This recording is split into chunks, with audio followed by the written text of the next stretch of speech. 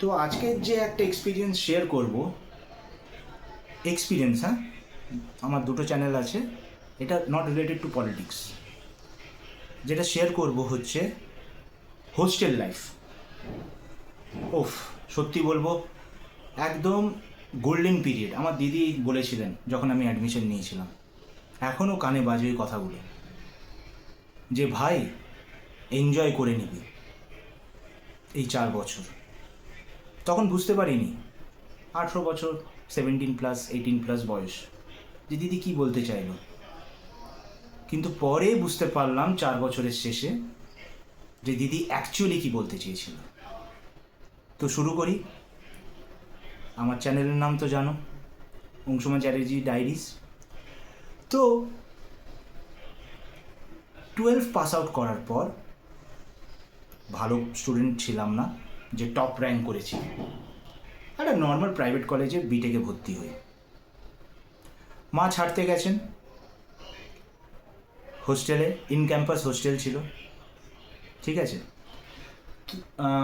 আমার কলেজের নাম একটু গেস করো, এমন কিছু ফেমাস নয়, supreme knowledge foundation group of institutions. আমরা সেকেন্ড ইয়ার, মানে আমরা সেকেন্ড ফার্স্ট ইয়ার ছিলাম, ঠিক আছে। মানকুণ্ডু, চন্দননগরের পাশে অবস্থিত। Hooghly is famous for what? আমার বন্ধুরা আছে, তারা ভালো করেই জানে, আরও আছে অনেক কিছু ফেমাস, কিন্তু আমি যেটা জানি সেটা হচ্ছে মিষ্টি। তো মা ছাড়তে গেলেন, মা ছেড়ে যখন ফিরছেন, মা এমনভাবে কাঁদছেন যেন মনে হচ্ছে মা আমাকে বর্ডারে ছেড়ে দিয়ে আসছে। কেন এই কথাটা বলছি? তার কারণ আমি খুব চুপচাপ ছিলাম, কথা বলতাম না, ঠিক আছে। কষ্ট হচ্ছে, আবেগ আছে ভেতরে, ছেলে, কাঁদা যাবে না সবার সামনে। চুপচাপ শুরু করলাম college life. In campus hostel ছিল। প্রথমে কিছু মাস তো এটা ভেবে ভাবতে ভাবতেই পেরিয়ে গেল যে সেটেল হতে হবে, সেট হতে পারছি না। রুটিন, কলেজ স্ট্রিক্ট ছিল, আর স্ট্রিক্টনেস দরকার, বয়সটা তো খুব বাজে তখন। তো প্রথম প্রথম হোস্টেল লাইফে, হোস্টেলে খাওয়া দাওয়ার খুব ভালো পাচ্ছিলাম। আমি এই টপিকটা চুজ করলাম কেন? তার কারণ অলরেডি অনেকের কলেজ লাইফ শুরু হয়ে গেছে, যারা হোস্টেলে থাকছে, পিজিতে থাকছে, মেসে থাকছে, অনেকে শুরু হতে চলেছে। তো তাদের জন্য যদি কোনো এক্সপিরিয়েন্স আমি যে শেয়ার করছি, তারা যদি রিলেট করতে পারে ইন দ্য নিয়ার ফিউচার। প্রথম প্রথম ভালো খাওয়া দাওয়া, রুমে 3 জন আমরা, ঠিক আছে। এবারে প্রবলেমটা হচ্ছে অ্যাডজাস্টিং ক্যাপেবিলিটি। আমি হয়তো যখন ঘুমোতে যাচ্ছি, তখন আমার আরেক রুমমেট হয়তো ঘুম হচ্ছে না, লাইট জ্বলছে, ঘুম আসছে না, আবার টাইমে উঠতে হচ্ছে, কোনো রকমে খেয়ে দৌড়োতে হচ্ছে, এইসব চলছে আস্তে আস্তে। আর এটা আমার হোস্টেল বলে বলছি না, এটা সব হোস্টেলেই আছে। আর আমি অ্যাকচুয়ালি ইনফ্যাক্ট মনে করি যে হোস্টেলের যে খাবার বাজে হয়, এটা অনেক কিছু শেখায়। আস্তে আস্তে খাবারের কোয়ালিটি ডিটেরিয়েট করতে থাকলো, অবনতি হতে থাকলো। খাবারের আমার খুব ঝামেলা ছিল, অর্ধেকের বেশি জিনিস খাই না। বাঙালির নামে আমি কুলাঙ্গার। কেন বাঙালির নামে কুলাঙ্গার? বাঙালি কি হিসেবে পরিচিত? মাছ। মাছ আমি খাই না, পছন্দ নয়। অর্ধেকের বেশি সবজি খাই না, খাবো কি, ঠিক আছে। তো মাকে বলতাম, মা একদমই খেতে পাচ্ছি না, একটু এক্সট্রা হাত খরচা পাঠাবে না? আমার মায়ের ডায়লগ ছিল যে যেমনই হোক অ্যাডজাস্ট করে খেতে হবে, থাকতে হবে। বলে না, বিধির বিধান, destiny had some other plans. তো কী হলো, আমি প্রত্যেক উইকেন্ডে চলে আসতাম বাড়ি। আমার বন্ধুরা খুব প্যাকমাত্র র্যাগিং করতো আমার। ও বাই দ্য ওয়ে, আমার বন্ধুরা আমার নাম দিয়েছিল বয়স্ক, সিনিয়র সিটিজেন। কেন? তার কারণ হচ্ছে সবাই হোস্টেলে যেটা হয়, স্পেসিফিক্যালি ছেলেদের হোস্টেলে, নেশার জিনিস, এই জিনিস, ঠিক আছে, এসব হতো। আমি ওদেরকে বারণ করতাম, অনেকেই এরকম আমাদের মতন ছিল, বারণ করতাম। ওই জন্য আমি সিনিয়র সিটিজেন ছিলাম। এটা করিস না, এটা ঠিক নয়, ওটা ঠিক নয়। তো আমার নাম সিনিয়র সিটিজেন ছিল, বয়স্ক। তো প্রত্যেক উইকেন্ডে চলে আসতাম ঘরের একটু খাবার খাবো বলে, বন্ধুদের প্যাঁকও খেতাম, তাও আসতাম। কিন্তু যখন সেমিস্টার আসতো, প্র্যাকটিক্যালের পর যে থিওরি শুরু হতো, ওর টাইম স্প্যানটা খুব কম থাকতো, তো বাড়ি আসতে পারতাম না। তো মায়ের মন, সবারই মা একই হয়, মায়ের মন, একটু মাংসের ঝোল রান্না করে নিয়ে যেতেন। ঠিক আছে, এমন এক বছর, যেটা লাস্ট বছর ছিল, মা যেতে পেরেছিলেন, তারপরে মা পড়ে গেলেন বলে আর যেতে পারলেন না। সেই বছর মা নিয়ে গেছেন আমাদের 4-5 জনের জন্য। আরে ঝোল আলুই খাসি মাংসের ইনাফ বাঙালিদের জন্য, 2 পিস 3 পিস হলেই হলো মাংস। তো সেদিনকে আমাদের হোস্টেলের মেনু কি? আলু পোস্ত, ডাল, একটা কিছু শাক ভাজা ছিল, আর একটা কিছু তরকারি ছিল। শুনে ভালো লাগছে। আমরা সব ভুকানাঙ্গা, অনেক দিন খাই, ঠিক আছে। আমাদের 3 জন না 4 জনের থালায় ভাত নিয়ে মা বলল, তোদের তরকারিটা নিয়ে আয়, আমি ওটা দিয়ে খেয়ে নেবো। মায়ের মন, প্রত্যেক মায়েরই একই মন হয়।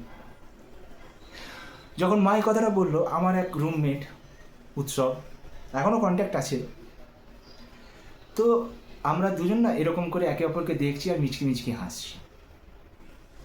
এখন একটা ডায়লগ আছে না, আও কবি হাভেলিতে, তো আমরা নিয়ে চলে এসেছি। মায়ের কোমরে প্রবলেম বলে মা খাটে বসে খাচ্ছে, আমরা নিচে বসে খাচ্ছি। আমাদের খাওয়া শেষ। তারপরে মা দেখছি মায়ের থালায় যেরকম ভাত ছিল আর তরকারি ছিল সেরকমই পড়ে আছে। আমি বললাম, মা কী হলো, খাওনি? মায়ের মুখ থেকে বেরোলো, কিছু মনে করবি না, একটা কথা বলবো? কি? তোদের ওই মাংসের এর থেকে একটু ঝোল আর আলু দিবি, সত্যি খাওয়া যাচ্ছে না। তখন আমরা হাসছি, আর মা ঘরে গিয়ে তারপরে বাবাকে বলছে, হ্যাঁ গো, ওকে 500 টাকা বেশি দিও, সত্যি খাওয়া যায় না। মানে ক্যান্টিনের লোক এমন বদমাশ ছিল, গার্জেনরা কলেজের ক্যান্টিনে খেতে যেত, তো গার্জেন আর টিচারদের রান্না আলাদা, আর হোস্টেলের ক্যান্টিনের রান্না আলাদা। কেন এই কথা? এমনও হয়েছে 4 বেলা মুড়ি খেয়ে কাটিয়েছি। মেদিনীপুরের লোক, টুম্পা বলে মুড়ি। তো মরাল অফ দ্য স্টোরি আমি এটা বলতে চাইছি, অ্যাডজাস্টমেন্ট খুব শিখিয়েছে। তাহলে পাস আউটের পর মা ভাবতে পারে না এই ছেলেই সেই ছেলে যে কি না এরকম চুপচাপ ছিল, বোবার মতন ছিল, কথা বলতো না, ছেড়ে আসার সময় কেঁদেছি, কি করবে, ওর অসুবিধে কিছু হলে বলবে কি বলবে না, অনেক কিছু। এটা গেল খাবারের ব্যাপারে অ্যাডজাস্টিং ক্যাপাবিলিটি। সেকেন্ড হচ্ছে সিনিয়র্স। র্যাগিং অনেক কমে গেছে এখন, অনেক কমে গেছে র্যাগিং, কিন্তু তাও এই রিসেন্টলি যাদবপুরে একটা র্যাগিংয়ের কেস হয়েছিল, যেখানে একটা ফ্রেশার নবীন মারা গেছিল। আমি বলবো, এরকম সিনিয়র্স যদি দেখো যারা নিজের কন্ট্রোলে নেই, মতবিরোধ করতে যাবে না, প্রোটেস্ট করতে যাবে না। কেন? ওই যে ছেলেটা মারা গেল, সেই ছেলেটা কি আর ফেরত আসবে? ওকে ঠেলে ফেলে দিক ওপর থেকে, ও নিজে ঝাঁপ দিক, আমি জানি না, সে কেস ধামাচাপা পড়ে গেছে। ঠিক আছে, তো যখন এরকম দেখতে পাবে সিনিয়র্সরা, যদি এরকম হয়েছে, কোনো প্রোটেস্ট, কোনো মতবিরোধ করবে না, যা বলবে তাই করে নেবে, বাজে থেকে বাজে র্যাগিং করবে, সহ্য করে নেবে। বলো কেন? কি বলছো দাদা? তার কারণ হচ্ছে, পরে সময়টা, সুযোগটা তো তোমার আসবে, যখন ওদেরকে কমপ্লেন করে তুমি পানিশমেন্ট বা জেল বা যাই হোক করতে পারবে। কিন্তু সেই মোমেন্টে তুমি একা, তুমি প্রোটেস্ট করলে, তোমাকে প্রাণেই মেরে দিল, লাভটা কী হলো? তোমার প্রাণটা তো গেল, ওদের কি আছে? আর এত অডাসিটি ছিল ওর মধ্যে একটি ছেলের, যখন পুলিশ ভ্যানে তুলছে তখনও মিডল ফিঙ্গার দেখাচ্ছে মিডিয়াকে, কোনো বিউরোক্র্যাট, কোনো পলিটিশিয়ানের হবে। ঠিক আছে, তো এই টাইপের র্যাগিংয়ের আমি আগেনস্টে। আমরা এই টাইপের র্যাগিং পাইনি সত্যিকারের সিনিয়র্সদের কাছ থেকে, খুব কড়া অ্যাডমিনিস্ট্রেশন ছিল। কিন্তু ভার্বাল র্যাগিং যদি হয়, এই ইন্ট্রো দে, এ দে, এগুলোকে এনজয় করবে। সিনিয়র্সরা কেন র্যাগিং করে? তারা নিজেরা র্যাগড হয়েছে তাদের সিনিয়র্সদের কাছ থেকে। আর আমি একটা কথা বলতে চাই,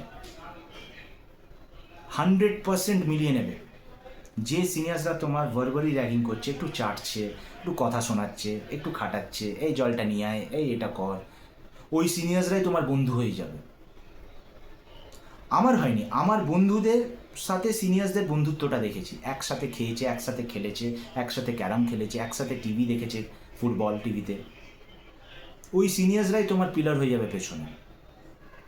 as long as it is not physical, enjoy করবে যেটা করছে সিনিয়র্সরা।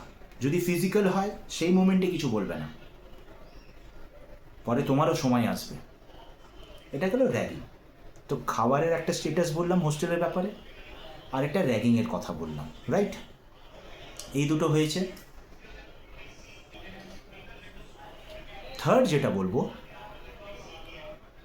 ছেলেদের বন্ধুত্ব, with no offence to women, ladies রাখবেন না, কিন্তু ছেলেদের বন্ধুত্ব আপনারাও ব্যাক অফ দ্য মাইন্ড জানেন, ছেলেদের বন্ধুত্বটা অনেক ম্যাচিওর্ড হয়, অনেক গভীর হয়, ঠিক আছে?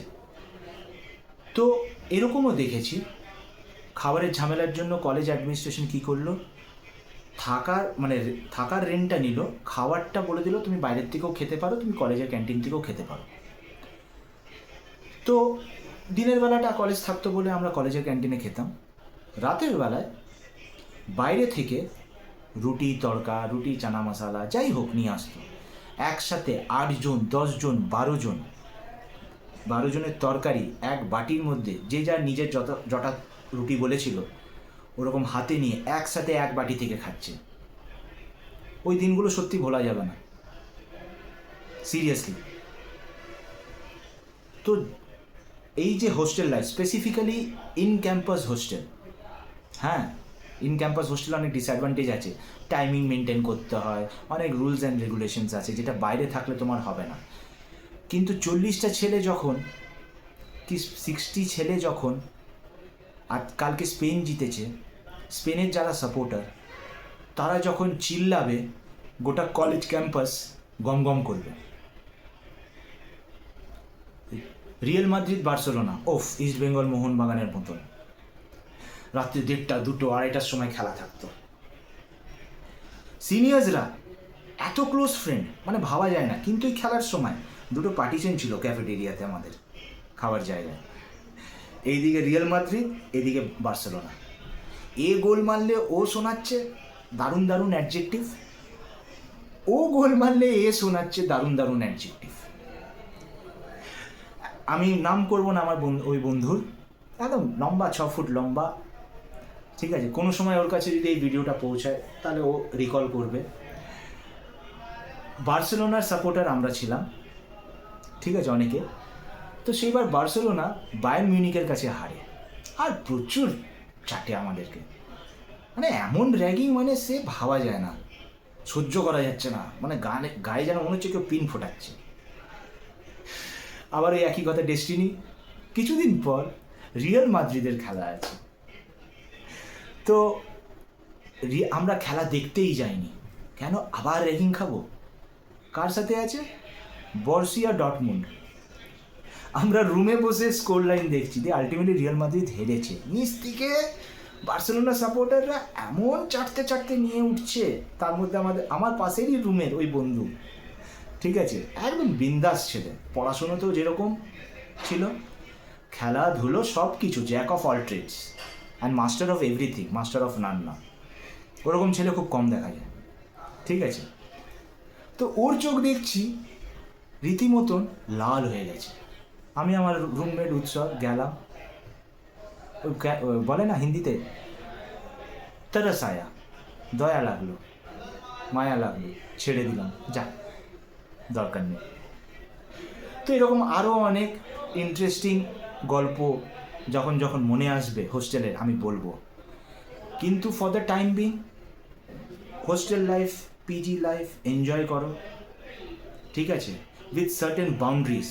ফ্রিডম মানে এমন ফ্রিডম ভাববে না যে বাবা মা আসছে না, যা কিছু করতে পারি। ওতে কি হয়, এমনও দেখেছি, এমন কিছু করেছে বাবা মা এসে ছেলের অবস্থা দেখে কাঁদছে আমাদের কাছে, নাম করব না সেই বন্ধুর, ঠিক আছে, কাঁদছে।